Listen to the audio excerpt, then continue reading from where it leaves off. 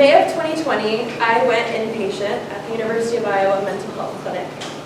I felt like I didn't have anyone to talk to, and I felt really alone. And my upcoming therapy session wasn't for another 2 weeks. I wish I would have had something to help me through that really tough time in my life. So, unfortunately, that wasn't an option for me, but today, we've developed something that can help you out. Introducing Rev, our mental health companion. Now, like Nicole, there are around 20 million students in this country who are facing mental health issues. But are they getting the required help when they need it the most? So the problem is, what if someone is having a panic attack in the middle of the night? Or someone wants to talk to their therapist outside their working hours? That's how Rev comes into play. Rev will facilitate the availability of mental health services at the time when a student needs it the most. And because it's AI-backed, it has the ability to respond to specific questions and learn from every interaction to create better suited responses over time. Now, what's our unique selling point? Our business model. And what makes us different from the other apps that are already available in the market that work in mental health care? Rev offers its services by selling institutional licenses to middle schools, high schools, and colleges. Schools offer Rev free of charge to their students as a part of their overall health service offerings. Hence, students will have an access to an immediate mental health assistant by default as a part of their school curriculum. Hello everyone, my name is Michelle and I'll be going over the product demo. This product was designed after conducting customer discovery in the Iowa City area with about 20 people. So the first slide that we're going to go over, once the user downloads the application, they can then click create an account.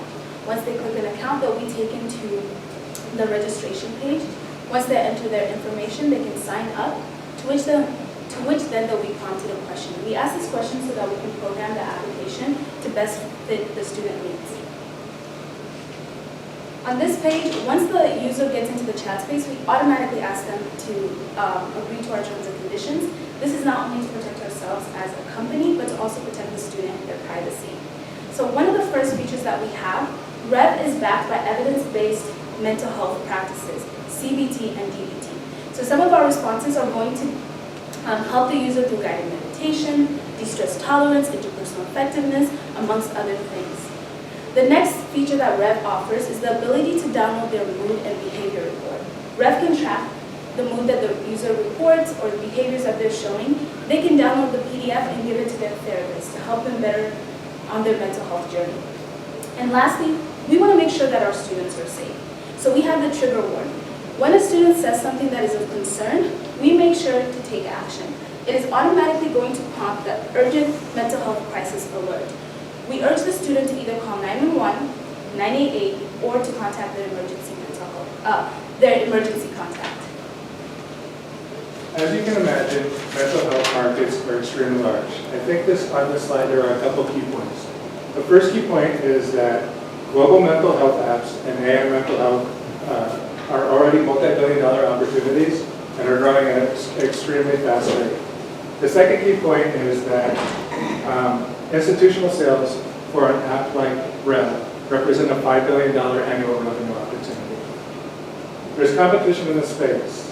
Companies like Gaggle and Classroom Clinic offer telehealth solutions like psychotherapy and prescription management to schools. Other companies like Liza and Wobot offer AI chatbots, but their target market is a lot different. I was initially skeptical about this opportunity, but I think there's a real opportunity now for an AI chatbot for students. Our go-to-market strategy is to launch the app in 2024 and plan 2 or 3 beta reference customers. We want to be extremely easy to work with, so we'll always offer the app free to schools for a limited time. Later, we want to partner with community-based providers and telehealth operators. This gets us off to a pretty good start. Our ask today is for first place in this competition so we can have the confidence to move forward as a team. Thank you.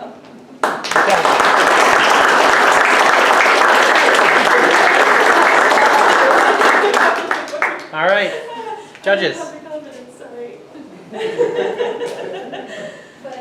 You got it. See, as a team, we need each other. Well, on my side, in terms of this app itself, for the privacy and security of the actual data, we thought of things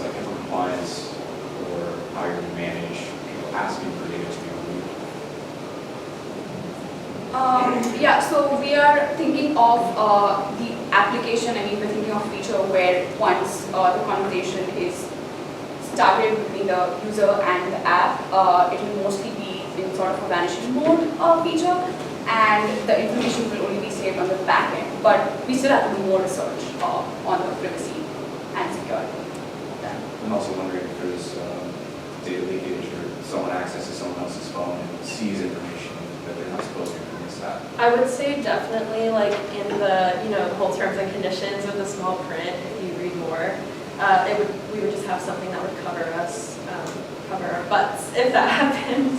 Yeah. I mean, Facebook has leaks all the time, right?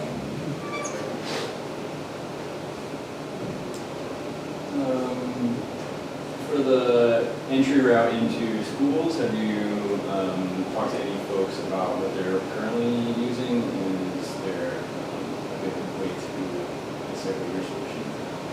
I can take that one. We talked to Sue from, Classroom Clinic. She kind of indicated that there's a void in the space. In our customer discovery, one of the concerns about therapy was cost, so we decided that schools would be a likely option for launching a product. That's what we chose. I also, in my customer discovery interviews, I talked with a school counselor, and he just emphasized that there's a real gap between him being able to talk to one student like once a week or once a month, and the rest of the month they have no one to talk to. So I think it would be a good gap filler. Yeah, and just to piggyback off of both of them, Red is also a supplemental resource that can be used with individuals like Sue Gallen. So she's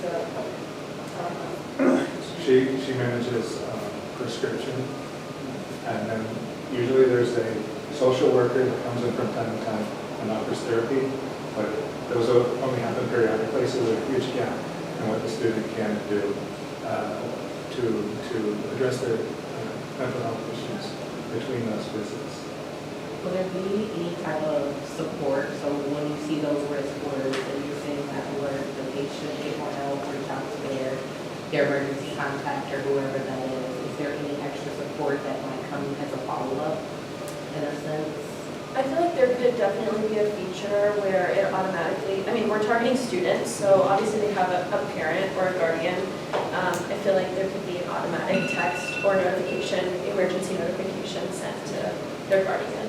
and if not guardian, their counselor at least, because not Yeah. every student is comfortable telling their parents. It's almost like a check-in, like it's like, everyone can, it wasn't something that's needed right away, but just to check in, and someone checked in or something Right. checked back in Right. on